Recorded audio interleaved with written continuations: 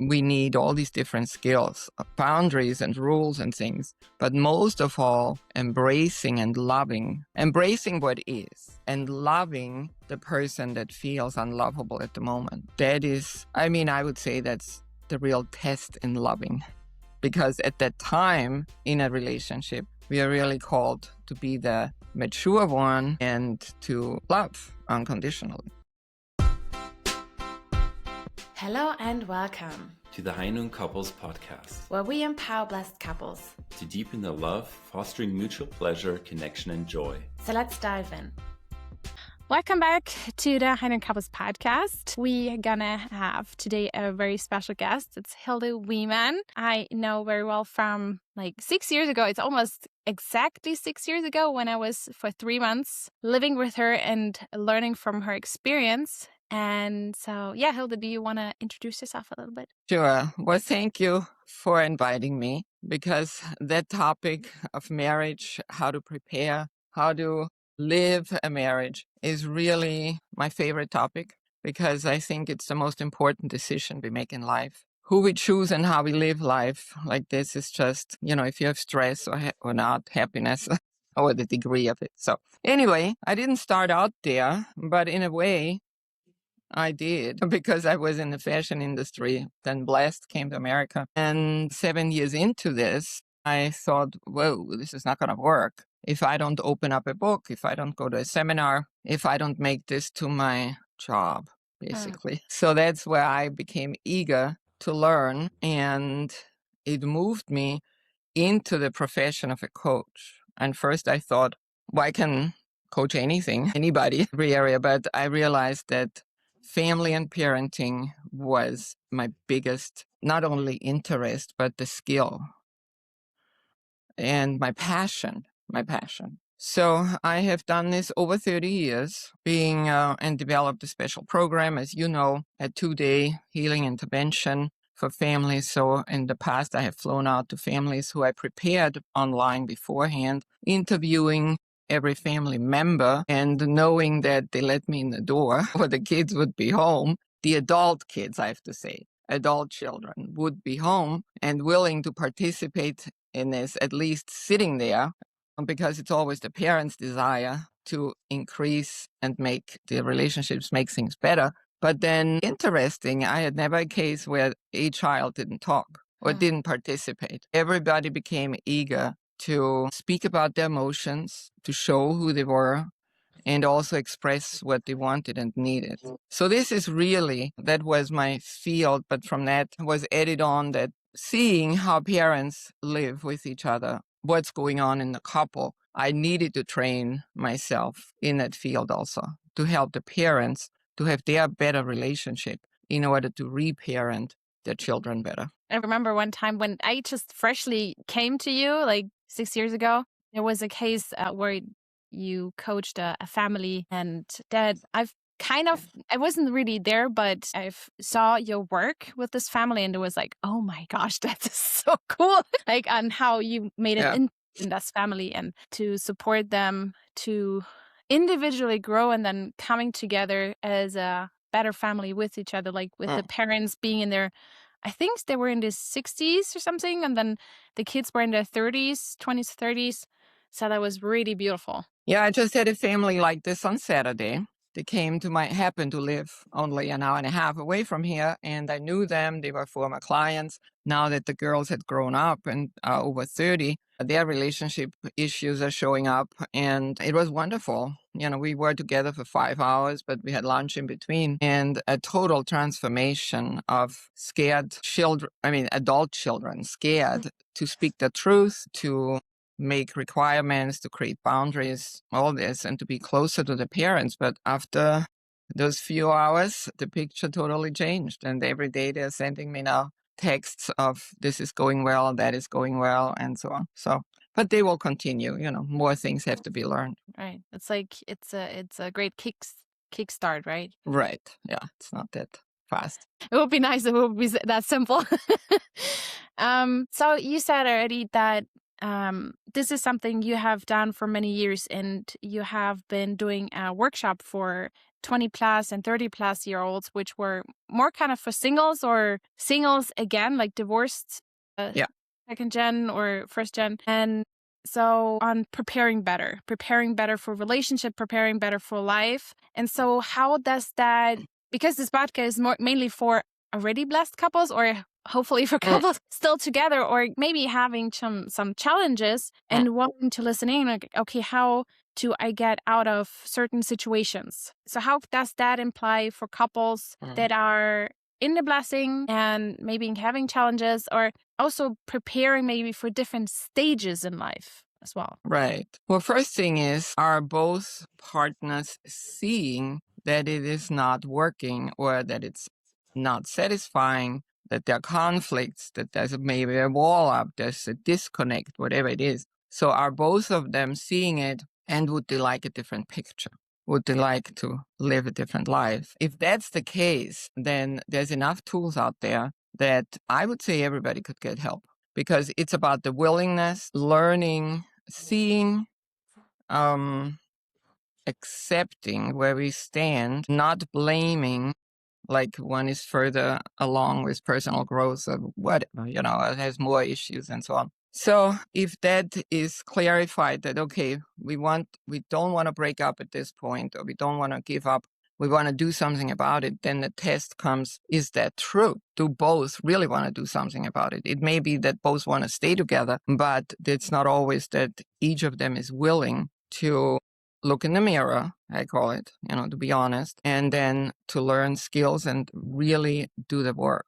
But if that is the case, then the recommendation, of course, is, or it doesn't work without help, because they would be successful so far if they would have education, if one would listen to the other, if there would be, then hey, they would be already better. It's showing that they need help, different resources. And I would say, of course, reading a book or going to a seminar, that did it for me. And that's the simplest and probably cheap. I don't know, but there's online seminars these days, very cheap, right? But it's good to have a support system to actually really consciously design who can be my mentors, whom can I be honest with, because we don't want to just tell our story to everybody, and we don't want people to gossip about it within the circle of friends, right? The issues that we have and need to restore and so on. So that is picking somebody that we can trust. It could be parents that that's a separate topic that I do want to address, but coaches, therapists, friends, elders, that's where we want to go to in order to feel we belong to this group. They are devoted to us. They're a step further than we are, experienced, and they could help us. The other part is, there's a lot of things to say about this, but the other part is that everything we have stems from either our childhood, which connects us to our parenting style, to the family system, to maybe our birth order, right? All these things are things that we wouldn't discuss here. We don't have enough time for that. But these are things to look into, and then go back to the relationship with the parents and also look at generational issues. As you know, my company is called Generational Healing, and it's a big word out there today. Everybody talks about it. Collective generational healing. I don't know if people follow, like, I love Gabor Mate's work. I love Thomas Hübel's work. It is, and so many more out there. They're real. They all talk about what's showing up now in our lives, and that we live at a time where we can not even hide anything. It is, or hardly hide, because it's coming up. There's this amazing transformation going on spiritually in the universe that, dang, no matter what you are, who you are, what you do, issues come up and want to be cleared. So since we're talking about our faith, we believe that this is the time of restoration, cleansing, and that we are actually moving into a new earth, into a new world, into new vibration, and, so to speak, going home, right? So that means going home to God. That means we need to find our own divinity, develop it, open up, and feminine or masculine divinity, and fully step into it and open up to it, live in it. So I do want to add this, what I said about the relationship to parents. This is more or less the work that I described earlier that is so important, because when we walk out of the door, going on to create our life, if we go to college, go get married,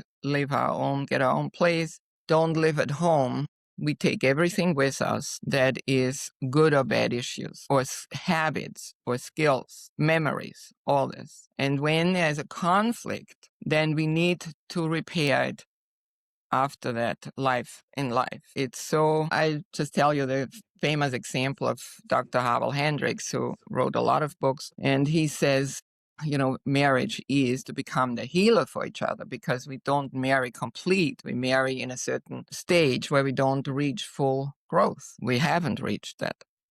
And so he says, one example in the book is a girl that grew up with an alcoholic father. Of course, she's codependent. She tiptoes around, right, to not trigger him ever when he comes home. So she learns to be quiet and the nobody. And then this guy finds her, they meet each other, they date, and that guy sees her, brings her flowers, gets her to a date, treats her well, all this. Okay, here we go, get married. And what happens is that he lost his job and he moved into his behavior when he is overwhelmed, drinking. So he starts drinking, and now she has a chance. Now she will either go into the same behavior and they will have no marriage or get divorced or not a good relationship. Or she can say, well, this time I'm going to handle it differently and step into growing and clarity in making boundaries, but also being loving. So that is the thing when we are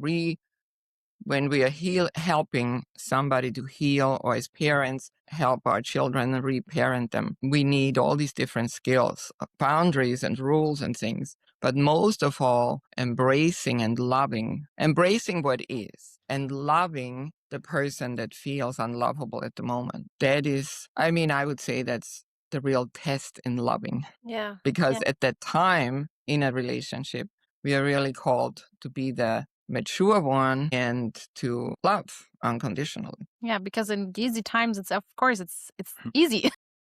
It's easy to love and to support each other, but it's the test when life gets tough and Yep. there's not enough time, or emotion, like something happens, like sickness or losing the job as the example, or someone has passed away, or Right. So yeah, the question is how to be strong and prepared for the blessing. And not fortunately, ideally you would be prepared before, right? During your being single life, and then, right?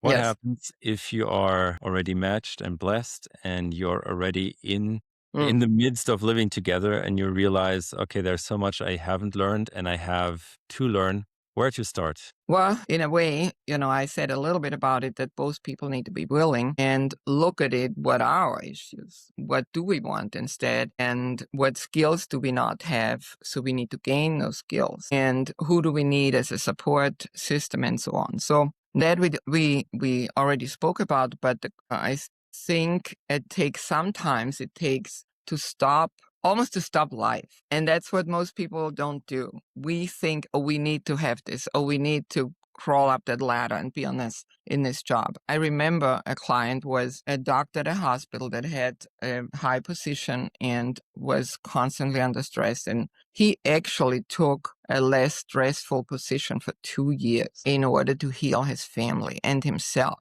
Because kids who have issues, they are a mirror. So he realized that he had never addressed all this stuff. And through them, he was digging into all kinds of things from his own childhood that need to be looked at. Of course, his marriage got better. His parenting got better. The point here is stepping away, that's what you need mentors for. Like, look at your plate, what's on the plate, and what could I drop for a while? Or what could I minimize for a while? And really make this a priority, that we learn skills, we go coaching, we do things together that would improve our situation. In some cases, actually, somebody may have to separate.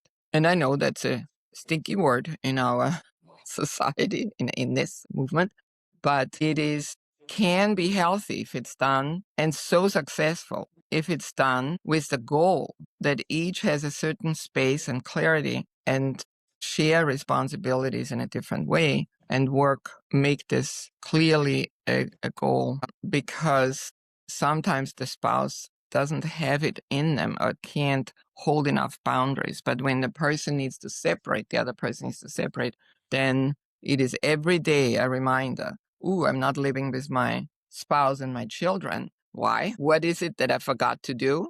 I'm never listening to rules. I'm never listening to boundaries. I'm not doing my personal work. I'm not this and that. So it could be needed, in some cases. Which leads me to another topic, which is about if somebody is a little bit on the spectrum or has ADD, ADHD, and that is not treated. We can study books and try seminars or do communication skills and all this stuff as much as we want. It is something that needs more attention, professional attention, because we sometimes forget that it's not just that the person, they're lazy or they're not willing to learn or to do this and that. The person can't until the person is tested, diagnosed, until the person gets medication and has maybe other more support by friends or coaches or the parents in order to create new habits and have changes in the brain. There's so much knowledge about that, but I don't want to go there now. I'm just saying that this is something that's sometimes overlooked, that the wounding is so deep or a chemical disorder that the person can't shift until there's more attention to that given. I don't know, Sebastian, did I answer the question? Yeah, I think you did. Yeah. What I took from it was both partners have to be willing and able to, and it's best if there's at least someone whose professional field is it to Diagnose, yeah. If there's more than the average problem, let's say. Yeah. It's always that, I don't like the word lazy because nobody's really lazy. We are just not capable. Coping. It's like a coping mechanism as well. Right. Yeah. Some people, they just space out and we think they're lazy. But they space out as a self-protection. Mm-hmm. And when somebody's self-protecting, then we need to find out the root for that. What's the cause? When did he or she learn that? What is the reason? And how can safety be created for this person in order to step back and learn trusting? Yeah, that sounds very much asked for from your spouse. If they're not in that field professionally, they just see you spacing out, and like, how would they know that you're protecting yourself from a situation that you can't deal with and you learned to disassociate and space out from? So, yeah. I love that you're saying this because we all should have basic education in order to understand that. It's not that we are living 2-3 generations back and before that where we didn't have much of a clue about this, but now there's enough psychology for the person who isn't a coach or a therapist, who doesn't study psychology, in a total different field, have total different passion. But one thing is, if you want to live on this planet and have any relationships, not just marriage, healthy relationships, then these days we really need to learn some more about it than in the past. And the things that you just said, even understanding that for some people certain things are impossible, then we have more patience, more love, and maybe we think of it if it's worth if we want that relationship, we can think about how can I help that person? How can I help heal that person? If it's not a relationship through family marriage, we have a choice to step away and to look for other friendships. But in marriage, especially when there are already children, we have more responsibility to dig deeper in this and learn. So not just seeing where's this person standing, but the skills that we haven't mentioned yet. First of all is emotional presence. How much is talked about in our childhood about emotions? In many cases, we were shut down. Yeah, you're so sensitive. Nah, we don't have time for this now. Things like this. And we learn that the emotion isn't important, but the doing and the having and the accomplishing, that is important. So immediately we feel judged by the world. We learn to judge ourselves. So emotional awareness and the whole dance around emotions, all that's connected. Every moment we have an emotion, whatever it is, good or bad, and where it is on the scale.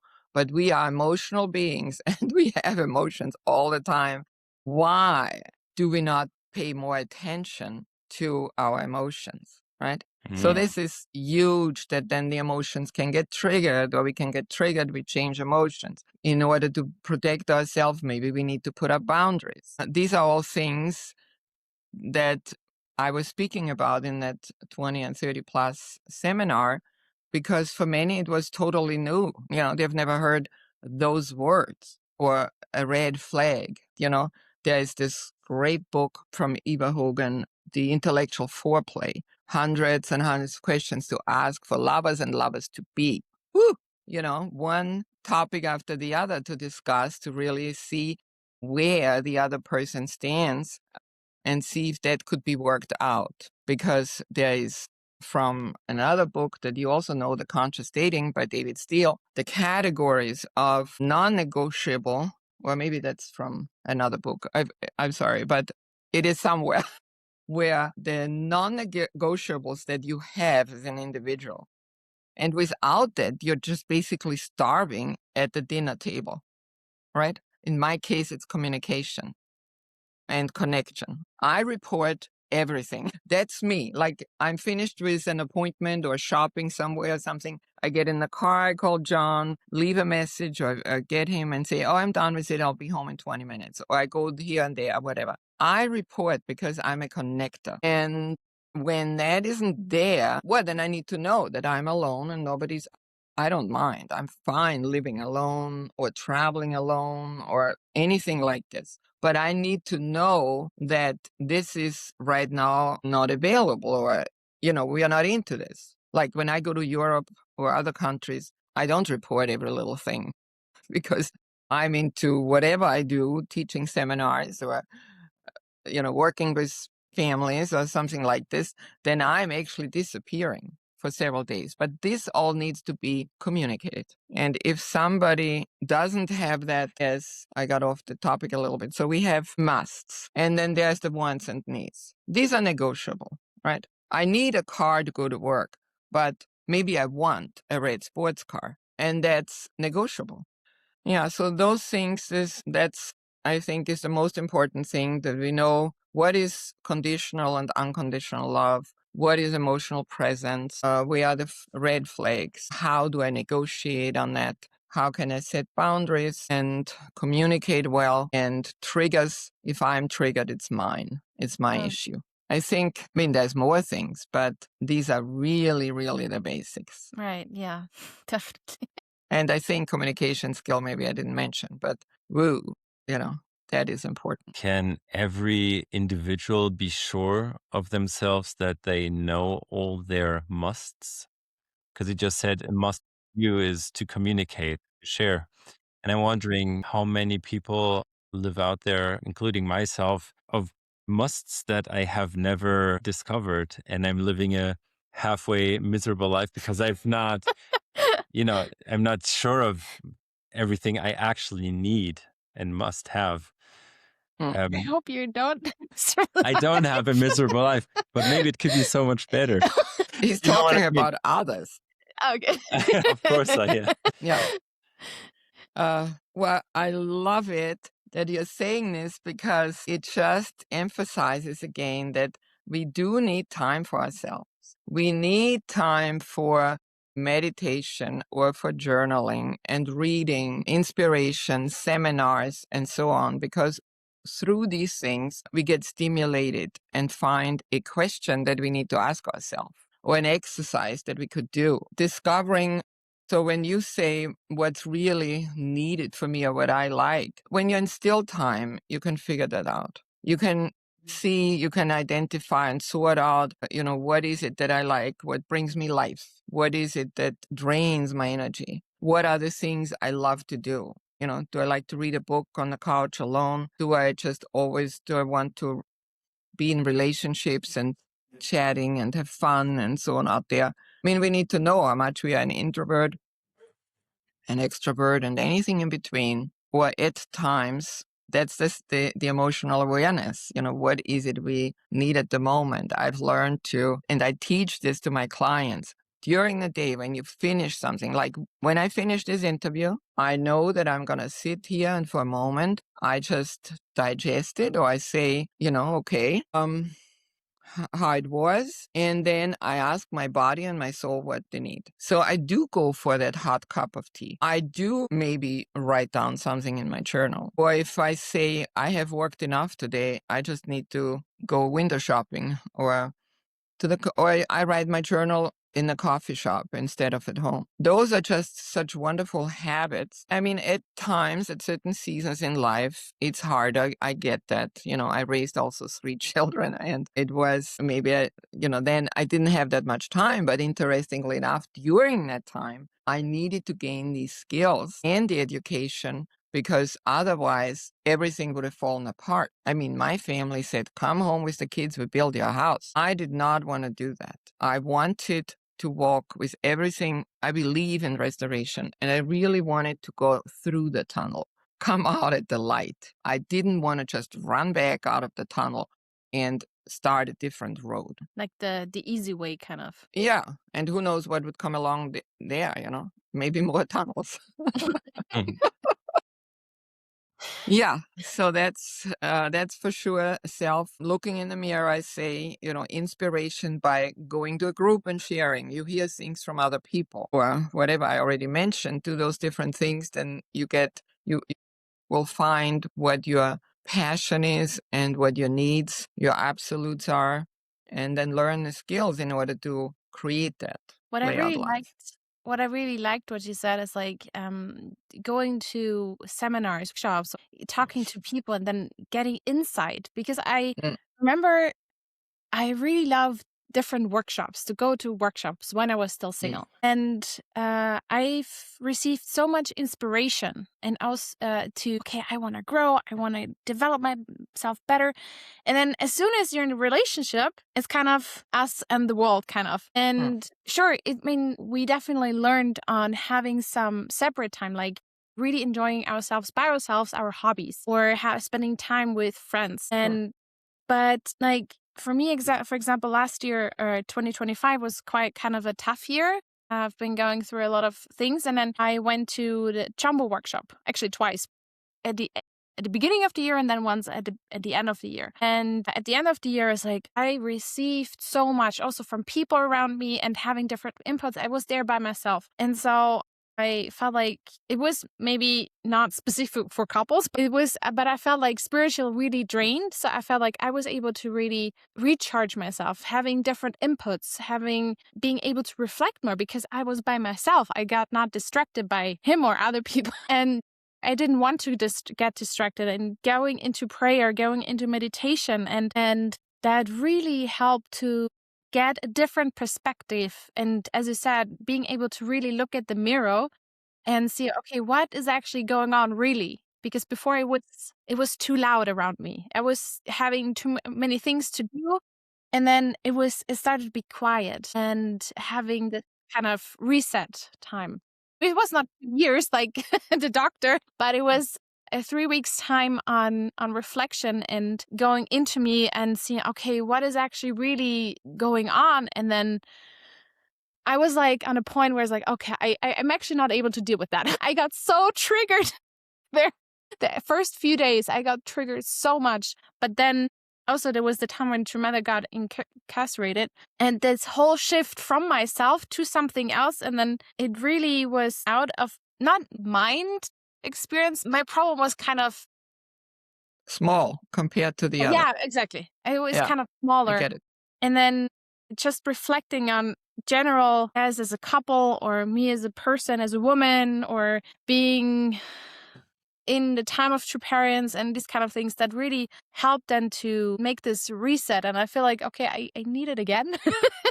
What you're saying actually makes a lot of sense. It's a very religious or Christian theme, that when you have struggles, you give it up to God and you offer those struggles, like usually Christians, they say, Jesus, take my struggles and I give them to you, and then you can feel better. It seems more doable, right? Because you shared it and you feel your responsibility to bear your problems are shared. But I mean, Yeah. I shared it also because it really helps, like, going to different places like workshops. And what we don't do so much as adults, or, we don't have kids yet, but still also with kids. And then the years after is like more the kids going then maybe to the workshop and sharing is like, oh, they have such good experience. But we don't do that anymore, like in our 30s now. So this is where I see also really, I want to go to workshops. Also, if they're just for like helping out at workshops or to connect, to create these connections and having this insight or inspiration, right? Yeah. Well, I think you're talking about two different things, helping out at workshops. Usually it's all about the faith and spirituality. I think as couples, we really need to go to seminars that teach, that address those specific skills that I spoke about earlier. That we're aware of it, that we do sharing and figure out where we stand, what's lacking, what do we need. Because only if we figure that out, we'll have also a healthy sexual life. And I don't know if you wanted to go there, but Yes, please. It's a high noon topic. okay.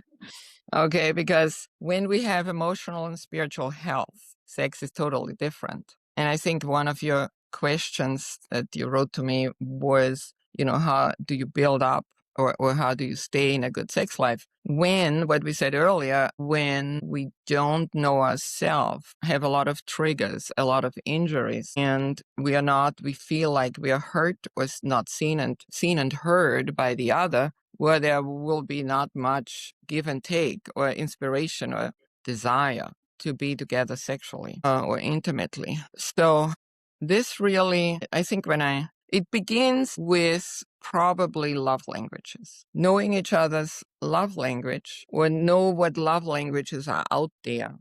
And then what does warm up my spouse's heart? How can he or she really receive love? For example, I speak about myself, when somebody gives me gifts. I was in the fashion industry. I'm an artist also, and it's not so easy to give me a gift, if you want to know. So don't bring me the thing from the other side of the world that doesn't fit in my design, neither in the closet nor to my furniture or whatever. So I rather hear the stories, right, from the trip. And that connects me. Then I can ask questions, I can see pictures and I can somehow relive this with the person. That's for me connection. And there's many other things. So studying the other person, learning to love is to study the other person and try to provide what the person loves and the other way around. So that's how we become the nourisher and the healer for each other. That creates warmth, that removes the walls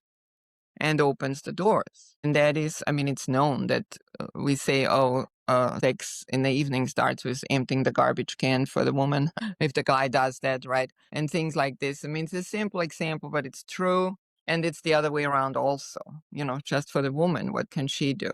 All these things that we do every day creates either intimacy, deep friendship, increasing love for each other, or the opposite. And that's why we need constantly emotional awareness, be present. And then the height of that is, of course, that we take time for each other and please each other, also physically, but it's not just physically, emotionally, spiritually, and to actually go through the act. And if the deeper talk about that is really where we can meet God, but that depends on our personal spiritual life and the effort we're putting into the relationship to God and into the relationship to the other. And that we're open and free to talk about it outside of sex and while we have sex, to be able to say what we like. Yeah, this is something we actually recorded a podcast today. Again, actually about that, like, being able to express what needs outside of the bedroom, but also inside the bedroom. And You're right.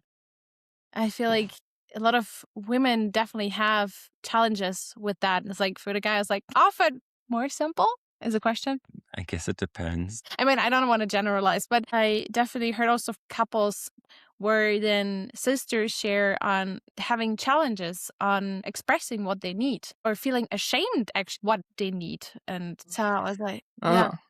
Well, for that, it's good to have a small group of women. I mean, that we have girlfriends, right? Mm. If we have girlfriends and we can talk about it and give somehow advice to each other. I know I was part of one. I heard from a client of mine about something that there was a woman in the group married 19 years and she never had an orgasm, so she didn't know what that is. So also for the man that, it was just about, I don't know, there's no education from parents or not ever reading a book or seeing anything, because how can you miss that part for that long, that not satisfying the woman? I mean, that's the man wants to be the king and experience that. So there's lots to talk. I guess since you had a podcast about it, then I don't necessarily need to mix in, but there's plain sex, long sex, quick sex, daily. What do you say? Gourmet Yeah. sex, like five course sex, or like, a quick sandwich. Oh, yeah, right. I heard that expression And before. it's all okay, Yeah, as long exactly. as, As long as it's good. well, as long as there's understanding on both sides that this is what we're going to do. And not that in most cases the woman feels like, well, that was just about him, or I was used, because the man automatically definitely comes faster to the orgasm, and it's the art of a man to bring the woman there. Daria just thought, I didn't know you're such an artist. You're such an artist. You're so creative. I'm an artist now. Yeah, your last name is Mahler. I think we talked about what's important, what skills to have, and there's more. So I do want to mention here on my website, it's generationalhealing.org, is a collection of books, well sorted, very well sorted, to personal development. We didn't talk about inner child at all, but that's the childhood issues, to look at them and to see. So personal skills and personal work, preparation for dating or matching, marriage itself, and I can't remember, family life, I think, parenting. Oh yeah, parenting. So there's at least 4 categories there. There's some suggestions of different seminars where people could go out there. Maybe that needs to be looked at and renewed a little bit. There must be more of self-awareness and the readiness, the willingness. If I see things from generations, and that will be to restore for us, am I ready for that? Am I willing to move into that space? Or overall, am I willing, when things come up, that we get help, that we get supported, we ask for that, and not just clam up, hide, and think it will get better. Yeah. That was a very clear must for me when we were in a matching process, that the willingness on growing or looking at the mirror, and when Basti was actually this year then saying, okay, this is something where I can't help you anymore as your partner. Yeah. You maybe need some professional help. And then I was like, oh, okay, yeah, I do.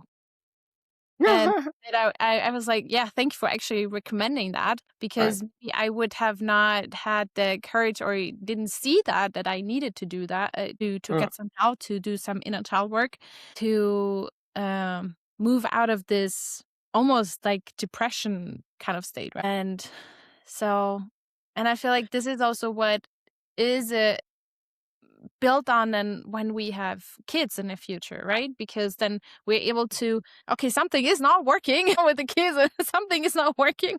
Then it's like, okay, we can find help to, it doesn't have to stay that way, and we don't have to push through this situation. We can see, okay, maybe it's something on our side that we have not understood, or we kind of bring into the parenthood from our own parents, from our own childhood, that we were saying, oh my gosh, I'm exactly like my parents. I did never wanted to be like that.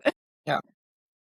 And yeah, right. We're open to okay, let's see which professional is out there to help us, or reading a book on that. And I say, okay, I can see that in myself. Maybe we are able to call each other out for that, like in a positive, like not judgmental, but I see you doing that. Do you see it yourself as well, or something like that? Yeah. Well, when somebody's at that point, I think if people want professional help. Within my business, the generational healing, there are coaches listed, and they all have different expertise, I would say, but can I stay? Can I go? Should I go? One. There's a book with that title. That is Kendra Stein, who is trained by Terry Real's system. She's excellent in that, in a short 4 hours session, that the couple would recognize where they are at, what's going on, what they would need to do, and can make a decision. Or if they don't want to do it inside, where everybody knows everybody, then they could look under Terry Real, find him. He's the marriage guru, not just of America, the world, I think, and has tons of people trained, professionals in this system. He has, well, anyway, I could so much say about him. I just love his work. So direct, so successful, and the couple does the work in front of each other in order to understand the other one's wounded child and also the gifts. So it's brilliant. We get to know each other. And when we sit next to the person who is working with, then we actually develop compassion for some of the things. And we can love instead of hate that habit, right? Yeah, so that's about, and there's others, so I don't want to name any other name. They're specialized in different things. Some are first, some are second generation. You can look, or people can look and decide who resonates with them. I actually reached out to some of them to come also on podcasts and have them Yeah. on the Heino Couples website as professional viewed as well. So Yeah. we had already a very nice conversation with Kendra. And so I think a good question would be also for listeners, are you still open on working with couples or even with a whole family with adult children and to work your framework? Yeah, I just started again to do family sessions because that's something that I haven't trained other people in, and I will do a few in order to, and then immediately invite my coaches and others. My goal for this year is to train coaches and therapists out there in the world. That method is just so fast and successful. So when people discover that there's a lot that's unresolved with the parents and within the family, the siblings, this is the work I'm interested in. And can help fast. I interview everyone in the family by online. First, I hear from the parents, or actually in this case, mostly second generation wants to do it.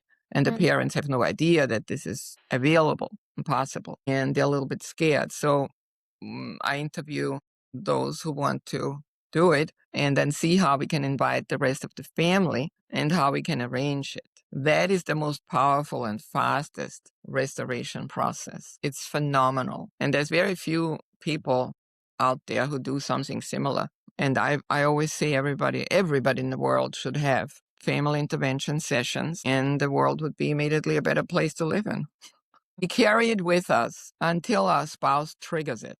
And then is the question, if you work together, right, and become the healer for each other, and if needed, we may need to go back towards our own physical family if they're available. And this is very beautiful. It's like if in marriage it is triggered, and then it's the question, are we mature enough or have been grown enough to willing enough to heal each other, to be each other's healers and repairing. Instead of blaming, that we say, okay, I can see, what would you like to do about it? And then come to a conclusion of how to address it. Like we already said, read a book, go to a seminar, work with your family, hire a coach. Those are all the options. Yeah. It's like in the past, there was not so much offered, right? And now we have so many possibilities, actually. Right, yeah. To do. And since we're on the topic, I think a relevant question here would be, how does a couple know that they are in need of some sort of therapy or some help? sort of help? Yeah. What are some signs that you have seen in your professional? Well, if a couple if a couple isn't happy, then I would recommend not to keep dragging it along and just having conflicts, being unhappy, going to bed unhappy alone, turning to the other side and having a moody face, all those things. If that's the case, if we don't every day are able to, well, prayer is a good way to measure. When we don't want to pray together, then usually we have a grouch in us towards the other person. It's a good way. So praying, and when we don't want to share, when there is a sharp, snappy answer, when somebody makes a comment or asks a question, and there is a bad mood coming back, or defense speech, as I call it. Some people grew up with so much guilt. As soon as the person says, which is something I experienced in my clients, when you were out, did you also go to the bank? And her spouse made a drama on this whole thing. He didn't say, I forgot, or the bank wasn't open anymore. He made a huge defense speech, and finally she was like, what? I asked you a simple question. I mean, if it gets to that point, you need help, because it wears out the spouse. Eventually, the spouse becomes so dry, doesn't want to be the therapy, the coach anymore. And, it can be on both sides. So if you're not happy and every day really be friendly at some point, at least to each other. When we're tired, okay, fine, a lot of things happen. But there got to be some happiness and without a wall or something there. And if you don't have sex a few times a week, then as a young couple, where the hormones are up and the energy is there and the attraction and all, then there's something wrong. Then you know that, well, let's ask other people, our friends, and maybe we have something to look at. So if there's already kids there, the kids will tell you more or less, because they will rebel. They will be unhappy. Kids who see the parents happy and balanced in their emotions, they feel good and safe. There isn't this thing out there that we have good kids or bad kids. We have well-loved children or neglected children. And that comes from the parents and the environment. So that's another measure. I think that might be really triggering for some people to hear that. Well, good. Good. I'm so happy when people are triggered. Yeah. Because I love restoration, so to speak. That's the word here. But, I just love taking responsibility in order to live a better life, and that we live on a higher vibration. I had many times the thought of, I just want to make a true love community, and I want everybody who wants to live in that village has to go through a test, and how much they're triggered and how well they can then apologize, negotiate, find their own issue, restore it, and so on. All these things, because sometimes I'm just so tired of how we cling to our issues and think we're right, and even defend them on top of it and blame the other. I mean, isn't that amazing? What a sick spiral we have that goes downward. And what does it take to spiral up in a relationship, right? What does it take? The very things we talked about today is definitely, and that is something somebody needs to desire. Have enough of the old stuff, or have a picture even. How could it be? What could be the good stuff? What could be, maybe we have to watch Hallmark sometimes to see, or maybe is that in Europe not so? Hallmark, I see in America, Hallmark movies always have the same theme. Loving is, they know how to relate and perfect and so on. And always has a good ending. So sometimes I think we could just be inspired by a good movie. Okay, if people go through difficulties and everything is resolved and at the end, but just to know that there is more, there could be more, and to strive for that. Have great inspiration. And that's why you're saying with seminars, when people go to seminars, I think we get inspired about this, that, well, yeah, actually, I do want more. And there is more. I deserve more. I just have to want it more, maybe. Before, quite in the beginning, you said something about how people are emotional beings and that we feel emotions all the time. Like there's no time Yes. we don't really feel emotions. And I'm curious of how to um, how to get more in touch with one's own emotions and how to be more true to them, because it sounds like Mm, once you're more in tune and attentive to your own emotions, you can behave more truthfully in your relationships. And it just seems like that could be quite a clear new level people can accomplish. And it's not something the other partner has to do, but it's something they can work on themselves by just getting to know their emotions. And I guess, yeah. yeah, Great question and great comment that you're saying there's finally something that doesn't depend, I mean, on the other person. You can never change the other person and you can't make them do something. So that is one thing we have power over, that we say, okay, I'm going to print out the chart of emotions, the wheel of emotions online, right? You have tons of them when you go on it. And then I look over this. If I don't know it myself or I'm not so familiar with a lot of expressions, then look at that, print out a simple one first and say, okay, am I often angry, mad, sad? Am I ever happy? Just those things. And like I said earlier, still time, sit with that paper and check with your soul, check what resonates with you. And then eventually, well, first of all, we need to also ask ourselves, how come? What is it that made me happy? Then I know what to do more, what to bring more into my life, right? And when it's a negative emotion, to say, "Oh, I'm sad. Why am sad?" Or why I'm, what do you call it? Walk around numb. It's not just sad. Sometimes people really walk around numb. Then when we discover that, and ask the question, where does this come from? Then many people go back into their childhood and say, oh yeah, they always said, children are seen, not heard. My husband grew up like that. They had a nanny, the kids were eating in the kitchen with the staff, and the parents, then they dressed them well, and when guests came over, the parents showed off their kids.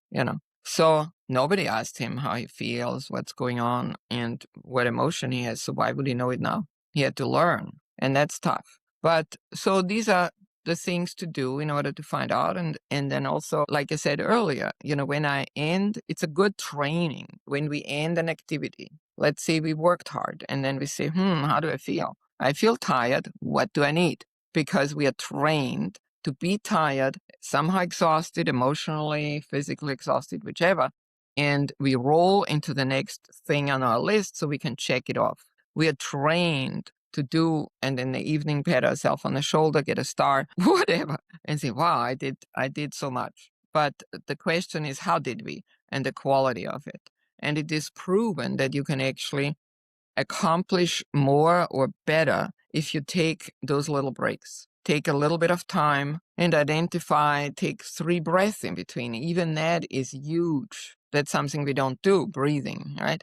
I'm not even asking for meditating between your activities, but being aware, cutting off, letting go of the old activity, breathing, sitting in the chair, walking in front of the door, being outside a little or something like this, and really ask what you need. When I was active more and had several clients a day, I became a snacker. So I don't eat big meals, but after every session, I just eat, even if it was a half a toast or a piece of cheese and a cup of tea, because I just wanted that thing in between. My office is in the other building, so I could walk between the 2 houses. And it was good for me to get out of the chair, to move around a little bit, and then to say, I deserve this now. My body needs it. I need a little food for my brain before I start the next thing. So look at your daily schedule and see how you live your day, what a demand you have, and then find out what the things are that you want to add for yourself. If you feel exhausted or negative about something, fix it by self-care, giving yourself what you need if you can. Yeah. Or also talking about there is something and I don't know how to implement something new. And then I think Basta is really good in fixing or giving, throwing in some ideas. So when you feel a certain way or you're not sure why you're feeling. Exactly. And then you getting with questions or giving some input. And often, sometimes just like talking with you helps already. So that's a different aspect. We just talked, you have your wheel and you're checking by yourself your emotions, and you're saying you talk to your partner about when you're not sure what you feel.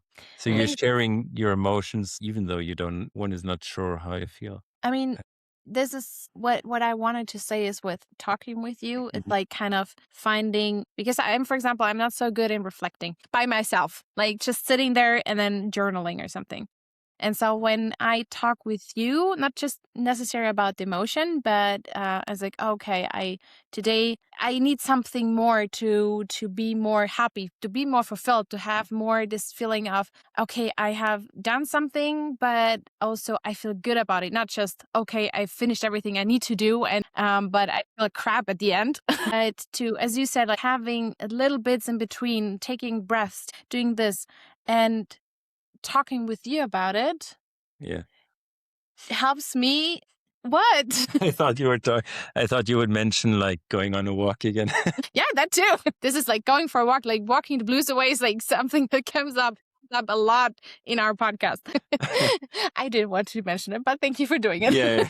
So this is what I meant with talking with you. Like for me, it's a bit difficult to come there by myself. I was like, okay, maybe I should now take a break. Like when I talk with you, it's for me easier to internalize. I was like, okay, something we wanted to. So you just do circumstances and then, go around and round the circle and then find what it is or what it is that you need. Well, in this case, you mentioned the spouse, but honestly, sometimes it is really good to reach out to the same gender friends. So girls, women to our girlfriends, and guys to the guy friends, to talk about something and find an answer to it, or find something. Just because when we speak, we hear ourselves, and sometimes we already get the answer by that. I have a very good close friend, and when we talk, so let's say something made me upset, and I call and that's a real good method. Then when you have such a deep friendship that you can say anything, and then you can say, since we talk about couples, so in my case, I would say he and whatever. I don't do it anymore. It's not worth it. After a while, you find that has no meaning. This blaming or something. And in the past, when I was at a different stage, then I just blah, blah, blah, blah, blah. And she didn't say anything on the other end because she didn't want to correct me. She didn't want to give me a lecture. And that brought me inside to myself. And I just let my words all roll right down my spine and to my solar plexus.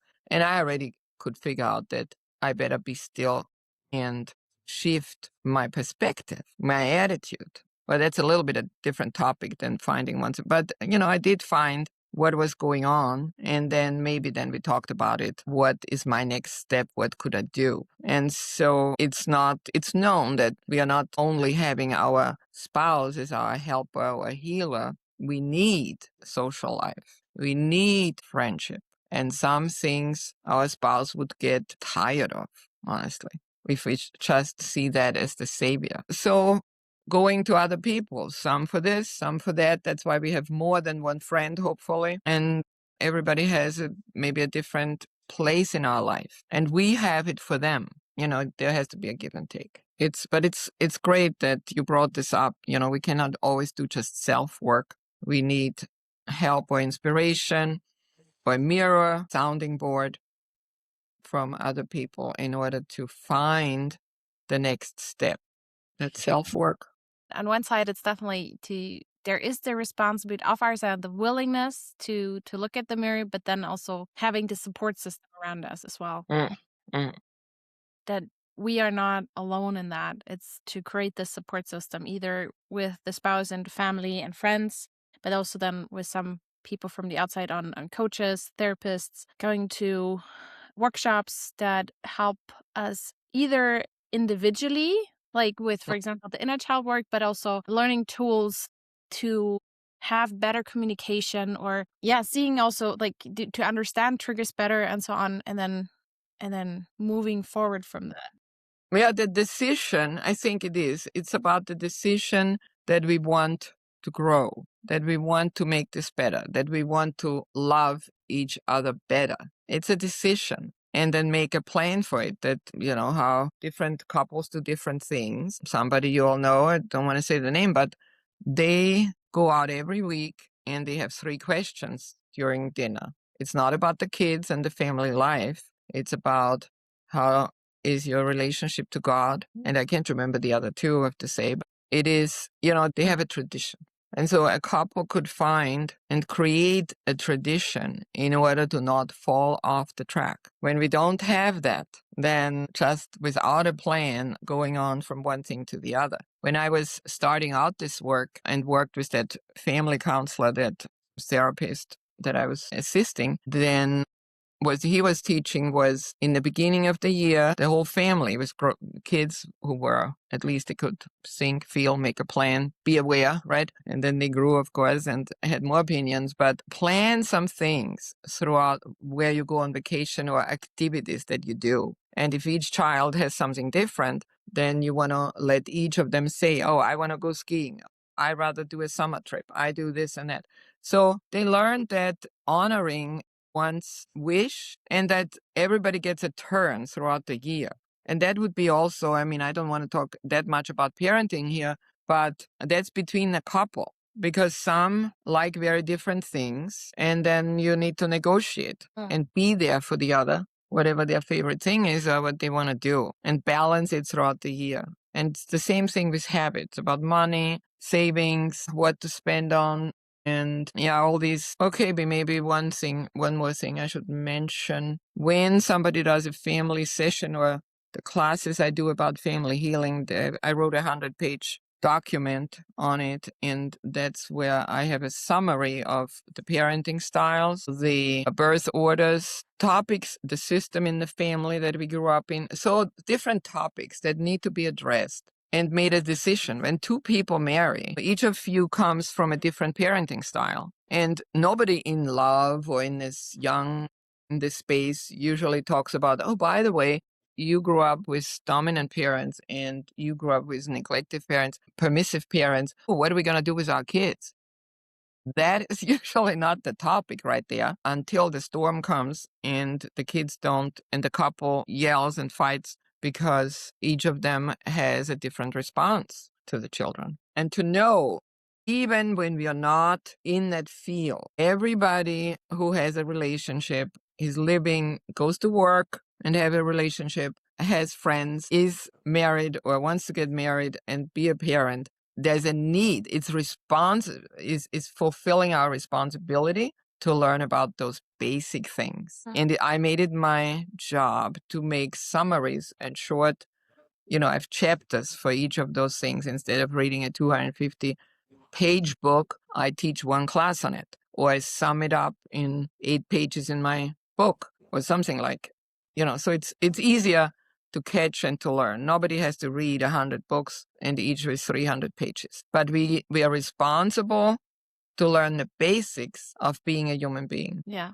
And now it's so much is also available that as Right. well. Yeah. So thank you, Hilde, for giving us your resources that you have worked out over the years so we can get to know ourselves better and our spouse, and that we can work on being better partners, better parents, and Humans. stronger families then in the end. Yeah. Well, thank you for having me on. I just love those topics because anything I can contribute that people live a happier life, more peace, less conflict, more ownership, less blaming, good emotions instead of negative emotions. All that I'm always there for, and I love to do that, contribute. Thank you. Yeah, thank you so much for doing your work and also sharing your wisdom as well, so people can listen in, or also reaching out to you as well. So yeah, very much appreciated.